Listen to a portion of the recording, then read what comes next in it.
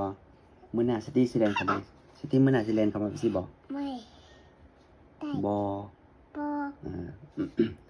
คันลมก็พอเสร็จตรงที่ต้องบอกว่าบ่คันแม่บอกว่าไม่คือมันคือกันโอเคบ่สตี้คันมืดๆสินะสตี้สิแลนเข้ามาในห้องบ่ไม่บ่ บอ บ่แลน บอแลน ชื่อไว้เด้อบ่แลนเด้อที่ห้องนี่บ่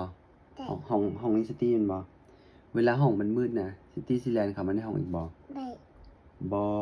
บอ บ่แลน บอแลน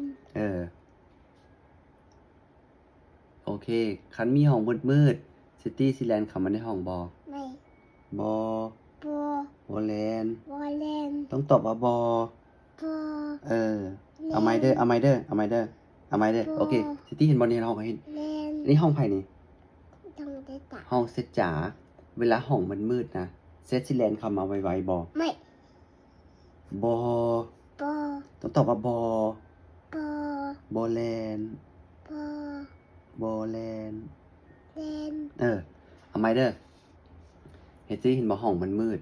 เวลาเราปิดไฟสตี้สิแลนเข้ามาไวๆบ่ บอ บ่แลนเก่งหลาย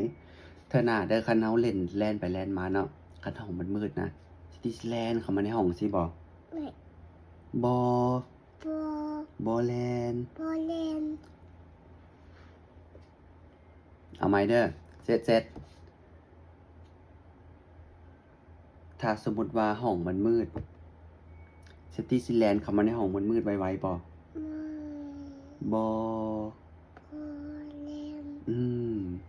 ถ้าหน้าสตี้สิแลนบ่ ไม่ บ่ บอแลน เอาไม้ไม้เด้อน่ะตอบว่าบ่เด้อเซตตี้ บอแลน บ่แลนที่สิแลนเข้ามาในห้องบ่ บอแลน ห้องมันมืดเฮาแลนได้บ่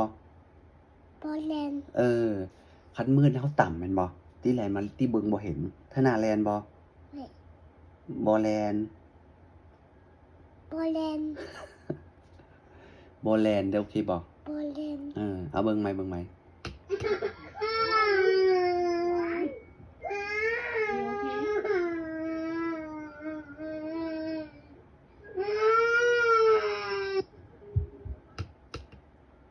ซิตี้คันห้องมันมืดแบบที่ถ้าหน้าซิตี้สิแลนเข้ามาในห้องบ่ ไป บ่แลน บอแลน แล้วคันไปบ้านไอ้มิกะเด้ไปบ้านไอ้มิกะแล้วที่ห้องไอ้มิกะมืดๆนะที่แลนเข้าไปในห้องมืดบ่ ไม่ บ่ บอ บ่แลน บอแลน แล้วอยู่ร้านอาหารในซิตี้แลนด์บ่ ไม่แลน บ่ บอแลน แล้วอยู่โบสถ์นะแลนไปแลนมาได้บ่ ไม่ บ่ บอแลน ห้องมืดๆสินะเวลาปิดไฟนะมันเบิ่งบ่เห็นที่ต้องค่อยๆย่างเข้ามาซิตี้แลนด์ได้บ่ ไม่ บ่ บอแลน เสร็จ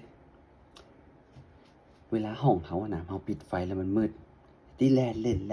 เวลาเจอห้องมืดๆนะเราต้องค่อยๆย่างเข้ามาเพราะเราเบิ่งบ่เห็นที่แลนได้บ่ ไม่ บ่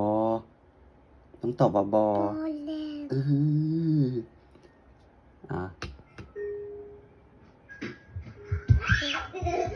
นี่เห็นบ่แลนได้บ่ ไม่แลน บ่แลนเอาไหมดูพอถามดูแลนได้บ่ บอแลน นี่เจ็บบ่ล่ะเจ็บบ่เจ็บบ่เอาไหมเด้อมื้อหน้าแลนได้บ่มื้อหน้าแลนบ่ บอแลน